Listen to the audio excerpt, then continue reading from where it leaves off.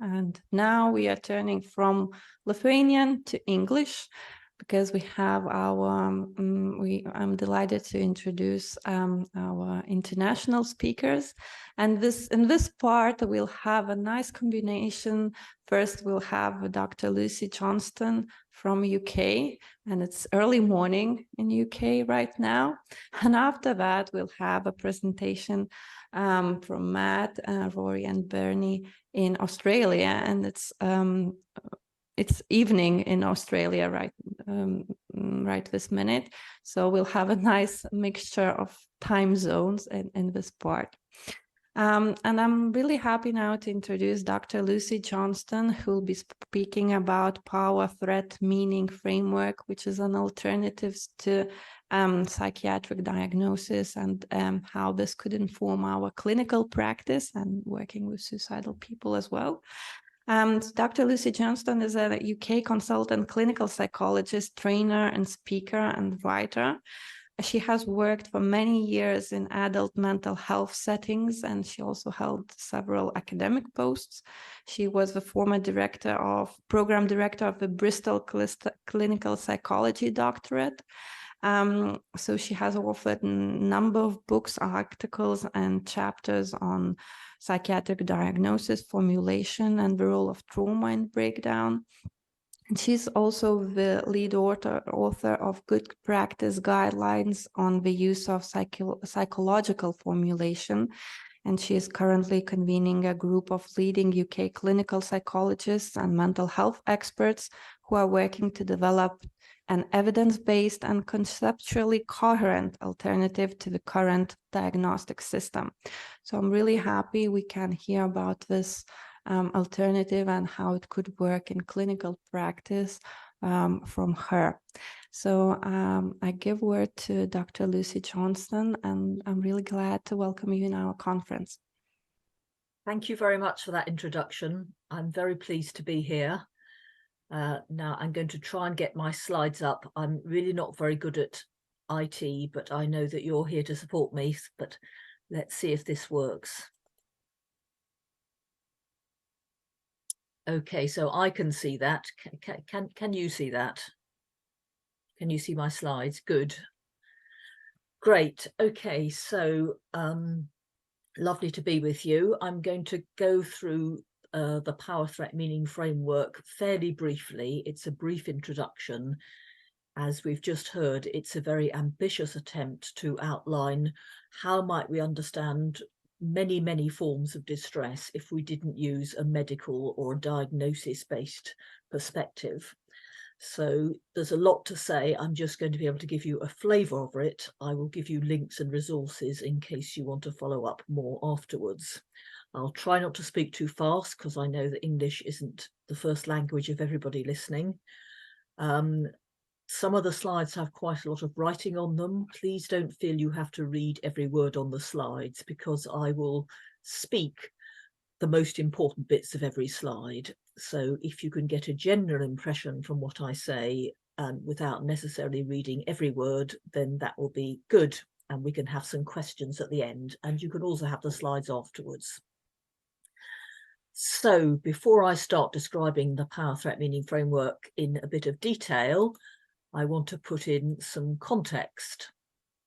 So what is the context in which a group of British psychologists and service users decided to try and put together an alternative way of understanding distress that does not rely on psychiatric diagnosis? And this is some of the context. So the top two quotes are from very senior psychiatrists in America who have said quite openly that the current diagnostic system isn't scientific, isn't really working. The top quote is from Dr. Alan Francis, who's the chair of the committee that drew up the 4th edition of the Diagnostic and Statistical Manual of Distress.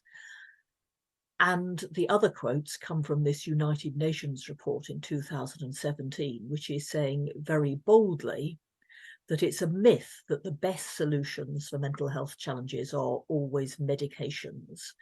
We need to shift our approach. We need to think about social determinants. We actually need to abandon the model which says we are targeting disorders.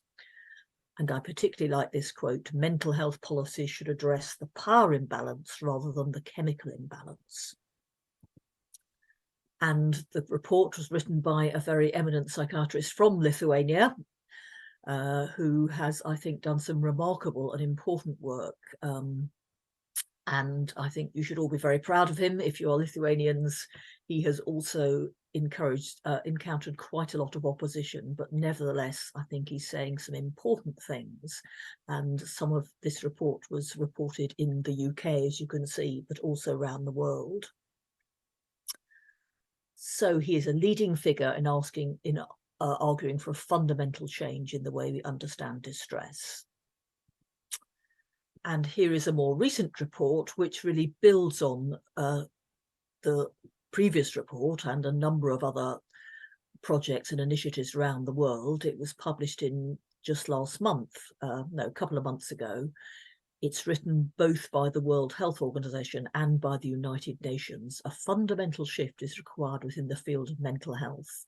It says that stigma, discrimination, and other human rights violations continue in mental health settings. And it's arguing very strongly that mental health is associated with social, economic, and physical environments, and things like poverty, violence, and discrimination. But most mental health systems focus on diagnosis, medication, and symptom reduction. So it's saying the focus is too narrow. The focus is on things that we call disorders within individuals. We need to change our focus to look much more widely at the bigger contexts of people's lives. Another very important report, and a very influential report, I think it will prove to be. So just to be clear about the core question, nobody is saying that distress is not real. People's problems, people's distress are very real. They may feel very low and desperate, panicky, be tormented by hostile voices. They may feel suicidal. They may even make attempts to kill themselves or actually kill themselves. But is this because they are suffering from mental illnesses and medical disorders which need diagnosing? Or do we need a different kind of explanation, one that isn't based on diagnosis? This is the core question which people like Dr. Puras have raised, and which I'm going to be talking about this morning. Because as it is, we are left with a series of explanations that don't actually tell us very much. So we might ask, why does this person have delusions, feel suicidal or self-harm? And we might be told, and they might be told, because they have, or you have, schizophrenia or depression or a personality disorder. But if you then ask, how do you know they have, or I have, schizophrenia, depression or a personality disorder? The answer is because you have delusions or feel suicidal or self-harm. So it's actually circular. These labels don't take us any further in terms of explanation, whereas in other branches of medicine, we might find an exit. For example, the reason someone has a headache might, if we carry out scans and investigations, be due to, let's say, a brain tumour, and then we know how to cure the root cause. We don't have that kind of explanation in psychiatry. So not only do we not have those kind of explanations, but the diagnostic labels actually bring significant disadvantages with them, as we know, like often a sense of stigma and shame. So in the UK and in America and in many countries across the world, one of the ways that people are looking at distress rather differently, and I'm not sure how well known this is in Lithuania, but you may well have heard of it, is in terms of what are called ACEs, adverse childhood experiences. So this is a very large body of research work that started in America in the 1990s. And it looked at a number of different childhood events that can occur, like abuse and neglect, and a family member being in prison, and all under bereavement and so on. And what the research has consistently shown, that the more difficult events you had in your childhood, in other words, the higher your ACE score is, the more likely you are to suffer all kinds of difficulties later on in life. That is mental health, but not just mental health. So if you have many difficult experiences in your early life, there's a whole list of things that are later more likely to happen to you. It's not inevitable, of course, nothing is inevitable, but on average, you're more likely to feel depressed, to self-harm, to kill yourself and feel suicidal, to experience psychosis, PTSD, drug use, fetal death, injury and death as a child, and so on. There's a long list there, which I won't read out. But essentially, it shows how important our early life experiences are, as well as our later life experiences. And it shows that it is things that happen in people's lives that are the best explanation for why they go on to experience a whole range of forms of difficulty, including mental health difficulties, including feeling that life isn't worth living and that therefore they cannot bear to continue in this world. So the slogan that comes out of that is, instead of asking what's wrong with me, ask what's happened to me.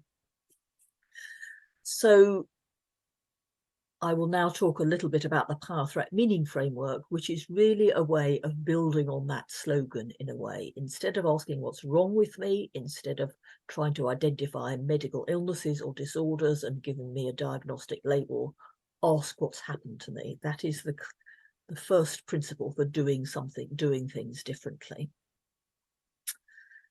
So the power threat meaning framework is a way of building on all this research and evidence and a lot of other research and evidence in order to outline a fundamentally different way of understanding people's distress, which doesn't rely on diagnosis, but which does try to show that there are links between people's distress at a personal or a family or a group level and the context and the circumstances of their lives and the sense they have made of those. The framework is optional. Nobody has to read it or like it or use it. And the framework doesn't believe there is a division between those of us who are said to be mentally ill and those of us who are said to be normal. The framework is about all of us because all of us experience difficult events in our lives, all of us struggle at times, and all of us have to find a way through. There is a website, the link is there, which will show you the main documents that the PTMF consists of. It will also show you a number of examples of the PTMF being used in practice, of which there are now a lot across the UK, but also in a number of other countries. It has also got a lot of presentations and podcasts and interviews and so on. So that's where to go if you want to find out more. It also has the presentation we're going to hear afterwards, the work of Matt Ball and his colleagues, is also on the website. So the main documents look a bit like this. They are quite long and dense and difficult to read, but if you are up for it, they are available free on the website, and also you can buy them at cost price from Amazon if you want to actually hold them in your hand and read them that way. So they draw on a great deal of research, which is why they are quite long and dense. But on the website, there are a number of more accessible versions. And this book is, we hope, a very easy book to read, which gives examples and illustrations of how, if you yourself want to think about your life or the life of people you're working with or supporting, how you can apply the power threat meaning framework, how you can use it to create a narrative about someone's distress that isn't based on diagnosis. And it has a lot of real life examples of how people have managed to do that. So these are the people who contributed to the project. It's the people in the top group are psychologists and survivors of psychiatric services, as we would call them in the UK. So Eleanor Longdon and Jackie Dillon are people who ended up in psychiatric services but managed to leave and recover by leaving behind their labels. And as the project went on, we've drawn a wide range of people, about 40 people in total, about 1/3 of whom had actually had experience of receiving psychiatric treatment. The project was funded by my professional body, the British Psychological Society, but it's not an official psychology model. Some psychologists like it, some don't. As I said, it's optional. And it has, since it was published nearly 6 years ago, there's been a remarkable amount of interest in it, which we never expected. There's a list of countries at the top that either I or other members of the author group or other people who are on the Power and Meaning Framework Committee have visited. That includes Lithuania. So in September 2022, I was very pleased to come to Vilnius with a colleague. We did a keynote speech and a workshop at the conference that was called Rethinking Mental Health Care, and it was lovely to meet some of you there. It's been translated into 6 languages, and not everybody likes it, and that's fine. We think it's quite a challenging document, which is probably why it's also attracted some quite strong disagreement as well as agreement and interest. And it's entirely up to you who are listening today whether you want to agree with what you've heard, disagree with what you heard, agree with some of what you heard, or take from it what you want. And the presentation after mine will show one of the ways in which some of these ideas can be taken forward, particularly in relation to suicide. So if the PTMF doesn't use psychiatric diagnosis, what does it use? Well, it uses narratives, stories, in other words, stories which are not based on medical understandings, which show how distress is understandable in relation to people's history and circumstances, which shows how distress ultimately can very often be traced back to social injustice and inequalities, which helps people to feel more powerful and controlling their lives. And ultimately, which says we need to take action as a society, not just as individuals or as professionals. And the process of putting together a narrative is not something that just professionals can do, or that people can only do with the help of a professional, because the framework says we are all meaning makers and storytellers. We all make sense of our lives. And the framework is a way of encouraging and guiding people, if they want, how to do that if they're experiencing the kinds of difficulties that often bring people into psychiatric services. So how can we put together these narratives? Well, you can put together a narrative in lots and lots of different ways. The framework doesn't say you've got to do it this way, but if you're interested, the framework does suggest a way of putting together a narrative. And it suggests there are some very core questions which, if you can work through them one by one, can provide a structure for a narrative. I'm going to show you how that works in a minute. Now, you don't have to use this vocabulary. You don't have to use the questions in this order.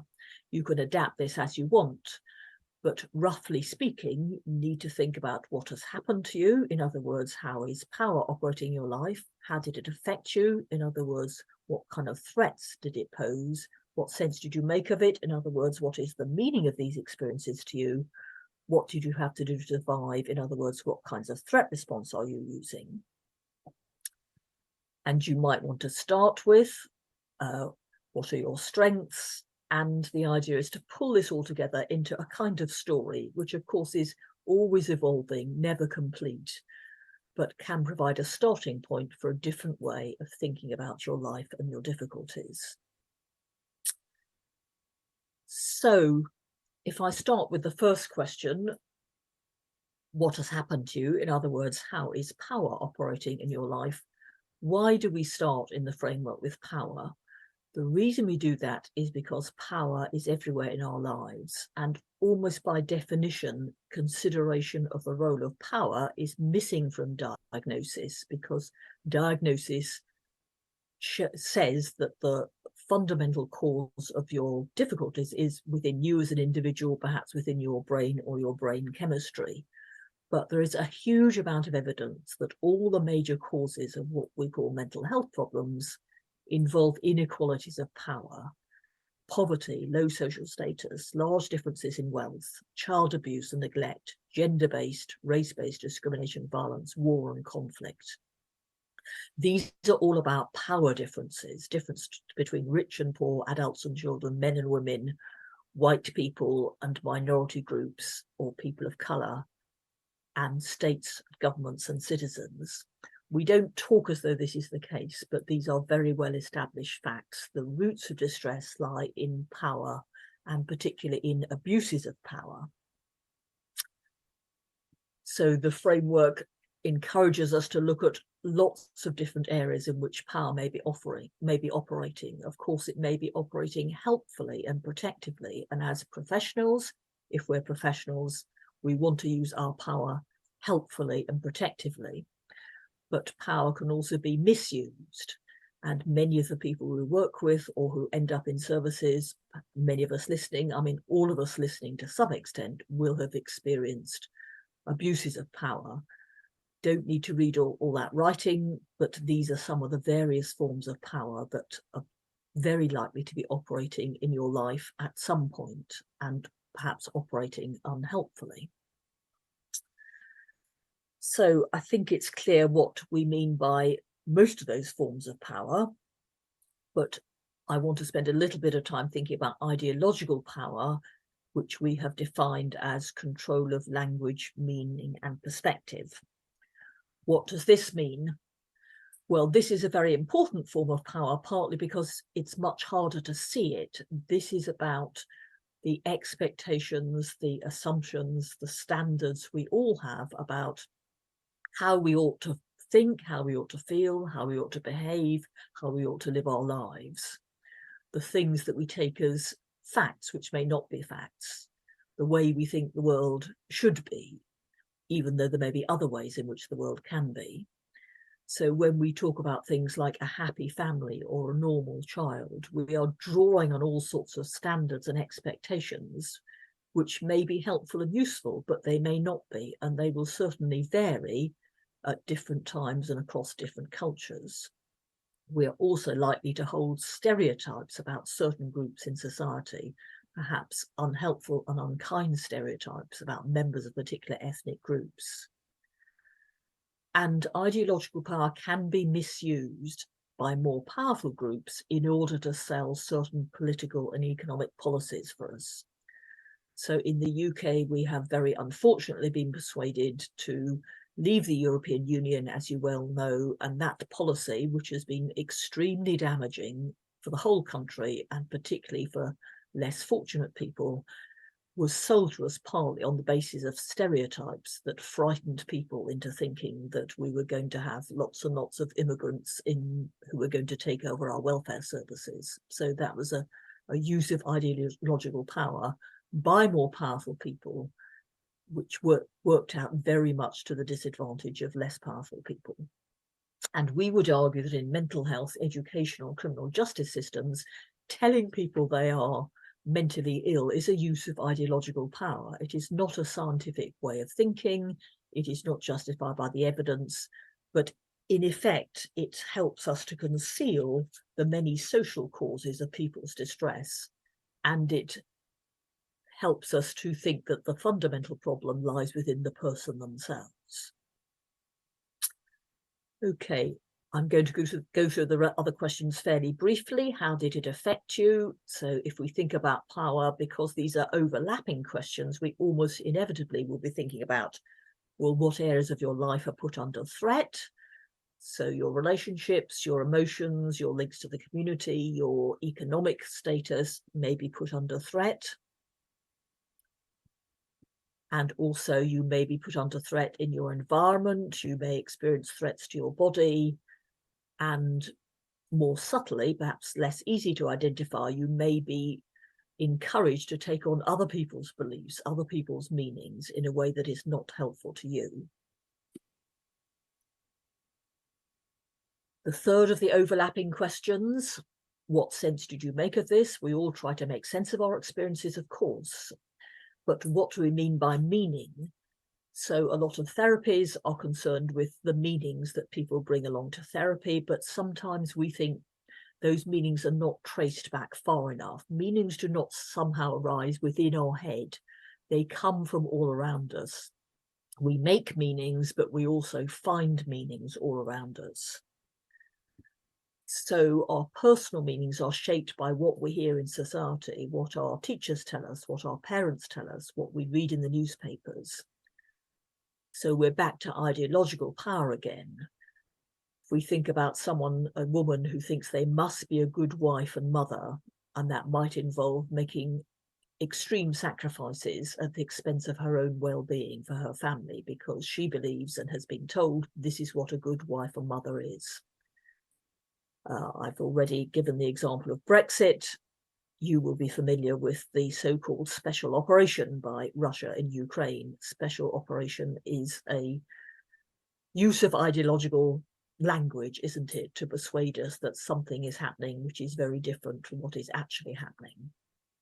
And we would, as I've already said, argue that imposing a diagnosis on people can also be used, even if we intend it to be helpful, as a way of imposing a certain view on people which is not scientifically justified and which sets the scenes for further power abuses. For example, you can be locked up, you can be forcibly injected with medication and so on. What did you have to do to survive? So this covers the area of what we might normally call psychiatric symptoms, but in PTMF terms, these are threat responses. When we're faced with abuses of power in many areas of our life, we have to survive those somehow. These are not symptoms of a medical illness. These are ways we have evolved to survive difficult circumstances. And of course, they involved our bodies as well as our minds. And we all use them to some extent. They are very, very useful. So things like flashbacks, hearing voices, feeling suicidal, self-harm and alcohol use are not symptoms of a medical illness in our view. They are ways we've learned to survive, which can also, of course, be problematic. If we are still using these ways of trying to manage difficult situations and feelings, over the long term, they may turn out not to be so helpful to us. So a main purpose of the framework is to put back the link between threats and threat responses. Instead of saying this is a symptom of your illness, the framework helps us to see that the threat responses are there because of the threats.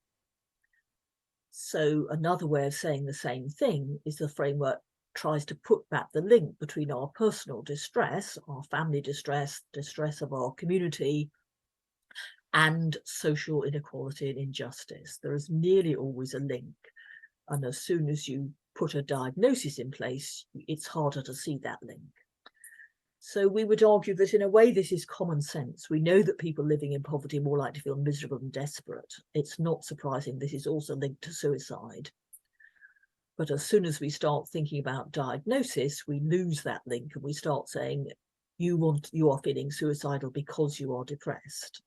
And then we lose sight of the wider context, which may make it much more understandable that the person doesn't feel life is worth living.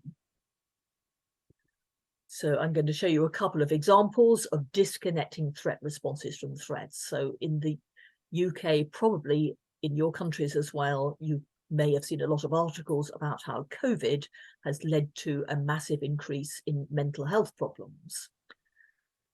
But if you look closely at the research, what it shows is that the people who are more likely to have mental health problems are people whose lives are actually much more difficult. So they're people with less money, they're older people who are isolated, they are healthcare workers who are exhausted. And in the UK, probably elsewhere, almost all minority ethnic groups had higher risks of dying from COVID than the white British majority of a comparable age. So we are not seeing a rise in another tsunami, another epidemic of mental health problems. We are seeing understandable responses when COVID hits in a way that exposes inequalities in our society. We're seeing evidence of inequalities. People who are suffering most from inequality and injustice, of course, found COVID harder to cope with. The answer to this is not hundreds more psychiatrists and psychologists and mental health services. The answer is to live in a more equal and just and fair society where everyone has enough resources to live on. So I wrote an article saying this. In ordinary language, people with more to be exhausted, depressed and anxious about are feeling more exhausted, depressed and anxious. However, the general picture is of a population that is largely resilient. It is not a pandemic of mental health problems we need to fear, but a pandemic of mental health thinking. I'm going to give you another example of disconnecting threat from threat responses and how the framework would see things differently.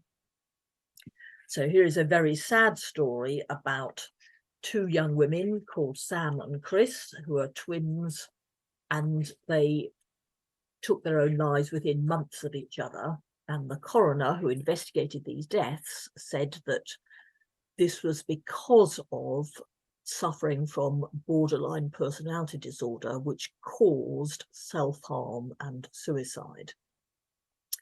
So that's one way of looking at it. That's a medical way of looking at it. A different way of looking at it is if we take very seriously the fact that these two young women said that they had been seriously sexually abused from a young age and into their teenage years. So what was it that led them to feel suicidal?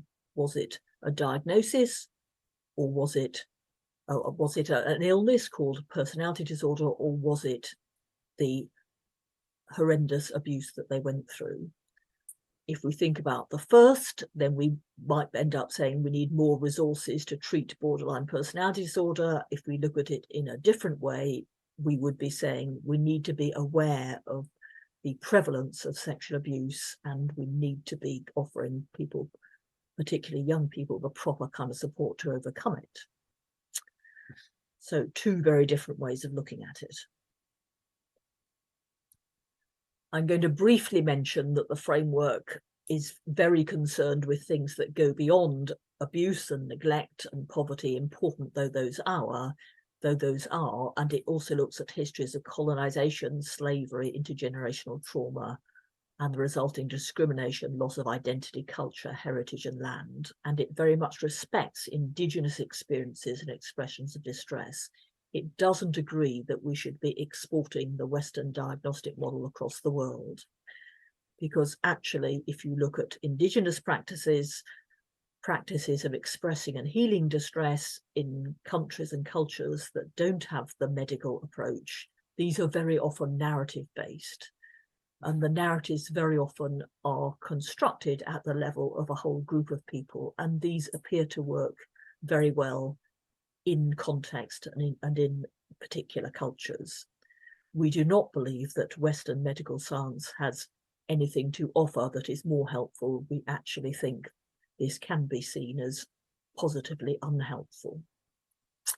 I was privileged to visit Australia and to introduce the framework in Australia, some members of the Indigenous group there, Aboriginals. I did the same in New Zealand and met some Maori people. And one of the interesting discussions we had in both places was how the PTMF can be seen as a distant cousin. It's not, we are not trying to export the PTMF, but the PTMF can, we hope, run alongside and support and also learn from Indigenous understandings in a way that is mutually helpful and supportive and is not trying to impose one set of beliefs on a very different kind of culture. Okay, I'm going to briefly talk about another aspect of the framework, which is called general patterns. So we've talked so far about constructing stories, which can be at an individual one-to-one level, but stories don't just happen at a one-to-one level. They don't just happen at a family level. They don't just happen at a group level. They happen at the level of a whole society. So how do we develop our one-to-one or personal stories? We develop them partly by drawing on the stories and the meanings and the narratives that we hear all around us. So the framework has tried to draw out what some of these common stories might look like in a particular society at a particular time. This is not because we want to fit people into particular patterns or stories like diagnosis does. It's because we want to have people to have ways of thinking about their stories in the bigger context of a story that may be relevant at the level of a whole society or a social group.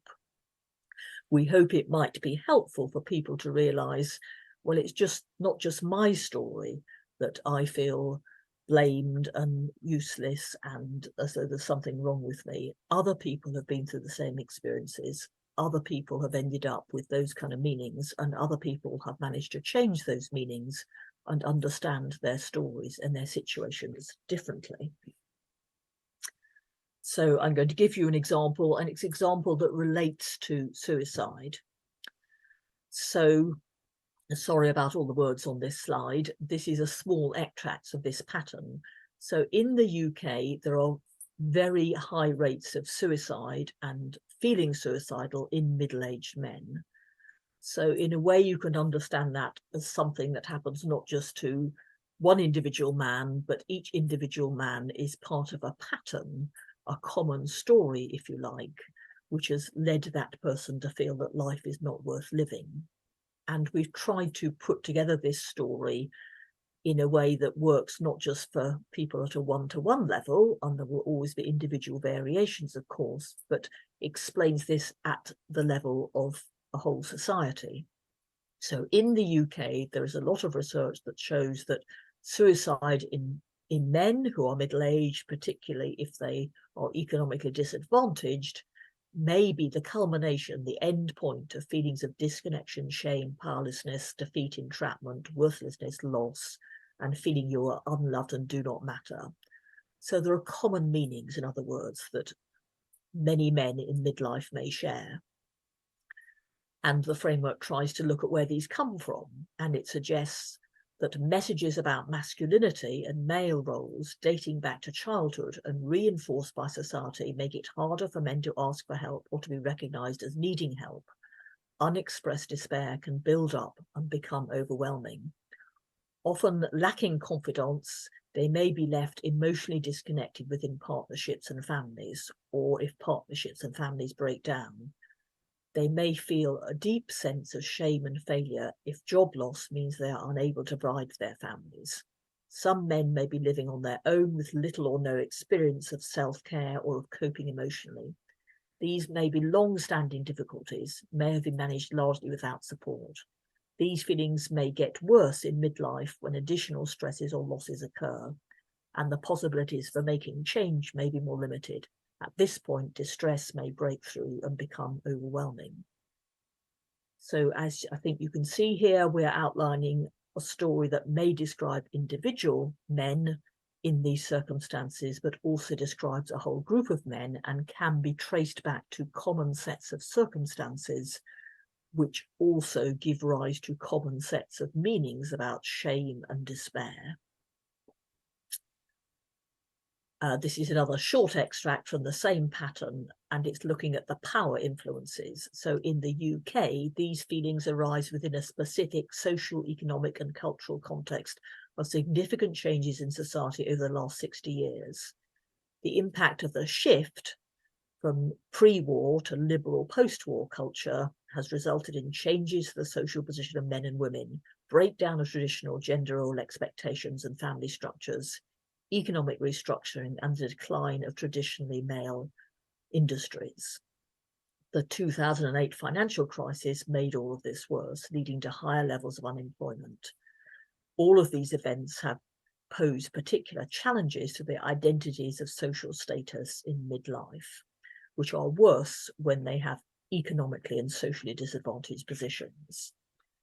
So as you can see, this is trying to look at the wider influences of power, which have put a particular group of men, middle-aged men, often without much money, in particularly difficult situations where they end up feeling there's no way out, and moreover, it is their fault. And we hope that tracing back these influences to wider causal factors might help both men who feel like this and people who work with them to see that this is not your personal fault. This is not your personal inadequacy. This is not because you have developed a mental illness. This is because you are in a very difficult situation which has deep roots. So that might be a way of challenging these meanings, which are also common in this situation: disconnection, powerlessness, entrapment, shame, loss of guilt, and so on and so on. Okay, so if you want to look at more examples of constructing a PTMF story, you can look at the chapter of the book that I showed you earlier, because some people who have been able to do this have been able to shift their stories. So this is a quote from a young woman called Amanda Griffiths, who used the PTMF to construct a different story for herself. And she said, what I didn't expect was that the framework would empower me to reclaim my selfhood as I began the life-changing process of transforming from a service user labelled with a personality disorder to become a strong, independent survivor, taking control of my own life. So Amanda's story can be found on the website. I'm very pleased to say that Amanda has now joined us as a trainer and offers training in the framework. She used the PTMF to think about her story, and I'll show you a very short extract from it. So she was someone who felt suicidal for lots of good reasons. This is the beginning of her story. And when she thought about power in her life, it was obvious to her that she'd been through many traumatic experiences. She had had very bad experiences in the mental health services and with children's services. She had been abused and exploited by male professionals. She had been told she had a personality disorder, which meant she was never going to get better and it was all her fault. She felt she had to go along with this in order to survive. I often believe that I would be better off dead because death seems the only way of escape, is what she said. After thinking about all this from a PTMF perspective, she was able to put together a different narrative, and I will show you the last bit of it. This isn't the whole of it. So this is the narrative she now uses. She now says, difficult experiences in my childhood led to complex trauma throughout my life. Constant cycles of coercion, powerlessness, and forms of abuse have had a lasting effect on my interactions with others and also have affected my physical, emotional, and psychological well-being. My energy levels are depleted by a disempowering, authoritative, and controlling mental health system that has been coercive and traumatizing when I needed compassionate, trauma-informed help. As a consequence, I struggle to trust others. But despite all this, my relationships with my peers and family are protective factors that motivate me to find the strength to use my experiences to educate myself while campaigning for better services and improved mental health provision for other survivors. So this is a very different story from I have a personality disorder, there's something wrong with me, it's my fault, I will probably never recover, I will probably never escape psychiatric services. This is a different story about I faced very difficult circumstances in my early life, my later life. Sadly, mental health services added further difficulties and trauma, but I have now found a different way of understanding myself. I can see why I behaved and felt the way I did. I now have purpose in my life and I'm using that purpose to help others. And Amanda no longer feels suicidal because she has a strong purpose to live for. So this is my final slide, storytelling and meaning-making universal human skills. The framework provides evidence for the central role of narrative as an alternative to diagnosis. All types of narrative, art, music, theatre, and so on can all be helpful. Recovery is a process of reclaiming our experience in order to take back authorship of our own stories. Thank you for listening, and I hope some of that made sense. And we have some time for questions, which I'm very happy to take from the audience. And I will now stop sharing.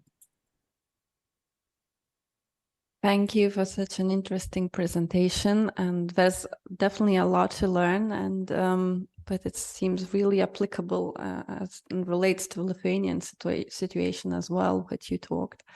And we have several questions. I just want to remind participants that they can post questions on the platform, and I'll read them to Lucy, and we'll try to find answers, at least to some of them. I might not be able to catch all of them, but there's one question about biological factors. I'll just read the question. It sounds very promising. What I do miss in PTMF is the inclusion of biological factors, just as the biomedical model overtly neglects the psychosocial factors. Surely there must be a balanced common ground since a person is a biopsychosocial entity. Could you comment on that? That's a very good question. Thank you.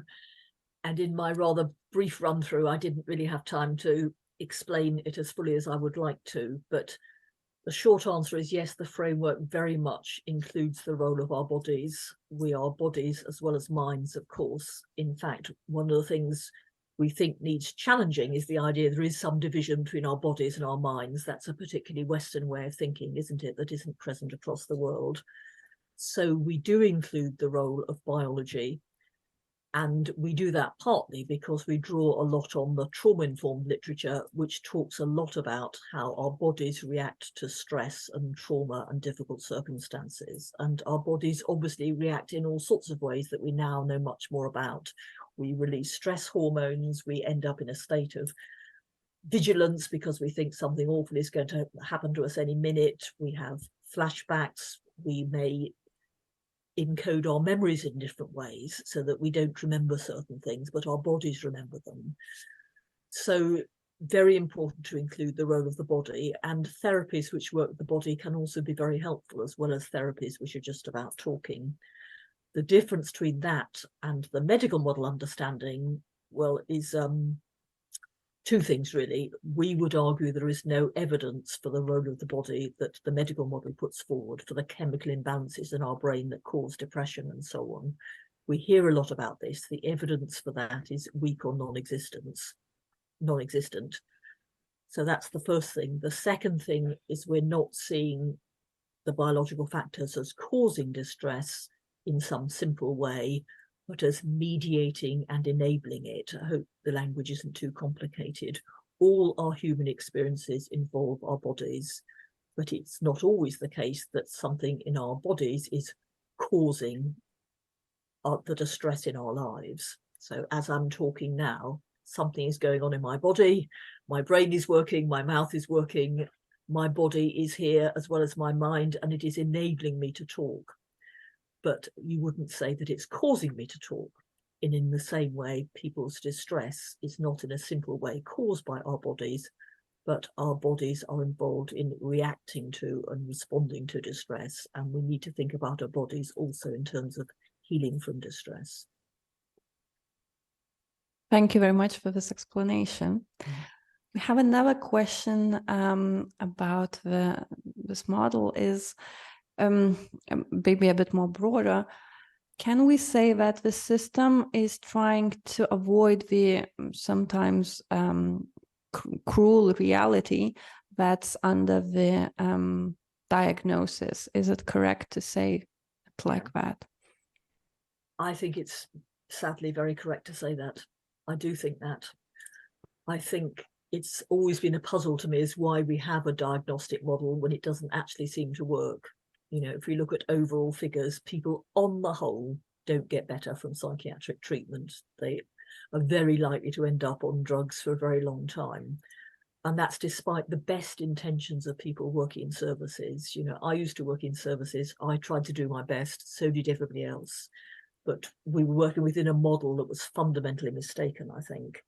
So why do we have a model that doesn't seem to work? Why do we cling on to it? I think there's a number of reasons, but I think one reason is it's incredibly distressing to listen to people's real stories. It's not an easy thing to do. And many of us are only human. We don't want to hear that. We don't want to know about it. We are not supported to listen to people's stories if we are professionals. If we are individuals who've been traumatized, it's too painful for us to hear or to remember, perhaps, or to put into words, or too scary or too frightening. At the level of a whole society, I think diagnosis enables us not to look at the fact that so many people have such difficult lives, that so many people are hurting, that so many people are treated badly by themselves, by others. So I think in many, many ways, diagnostic understandings serve to shield us from a very painful reality, and that works at all sorts of levels. But I think it is our job to unpick all that so we can listen to people's stories. It's the only way forward. And actually, if you can do that with the right training and support, if you're a professional, it's enormously and hugely rewarding. As I think you can see from Amanda's story, in the end, having people to listen to her painful story so that she herself could make some sense of it did end up in a way that felt healing and rewarding for her and those people around her. I'm sure we'll hear more from Matt and his colleagues in a minute on that theme. Mm. To kind of pile on to that, has a good question about politicians. How to persuade politicians that this phenomenological humanistic approach is more effective compared to a more diagnostic categorical system and approach? Well, that's a good question. We quite often get asked, well, are politicians listening? And it's a very good question. And it's an interesting one because I think politicians of both left wing and right wing still believe in a diagnostic model, which is a bit puzzling and distressing to me, actually. We have a very right-wing government in the UK at the moment. We can see, in a way, how this fits a right-wing agenda. You know, people are homeless and desperate because they have mental illnesses, not because the government's policies, which mean that many people haven't got enough money to live on or decent houses to live in. That would fit a right-wing agenda quite well. But our left-wing politicians are still using diagnostic language. And yeah, we do have some political contacts, and we actually, I was in the Houses of Parliament last week with a number of other people who have set up a group of members of Parliament.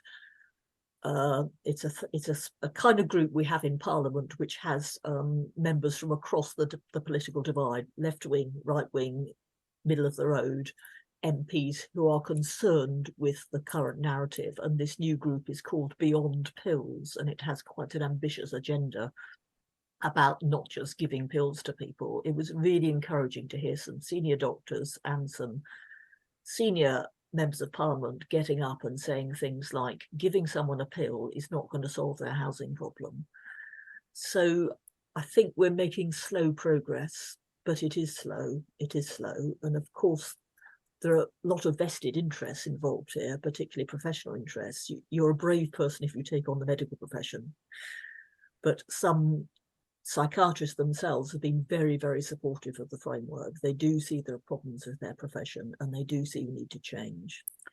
And I can only hope that, you know, one of the things that's important actually is that money makes a difference. Money talks. If you can show that what you're offering is cheaper, then whether or not it fits with your political views or your ideology, then some people will promote it because money tends to talk louder than anything else. We have got some emerging evidence that this approach does reduce costs because it's more effective and helpful for people.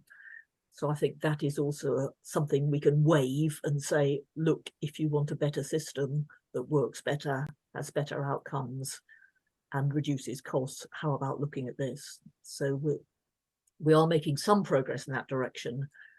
So one of the, there's a set of wards in northwest London, 14 inpatient wards that are using the framework and achieving very good results with it.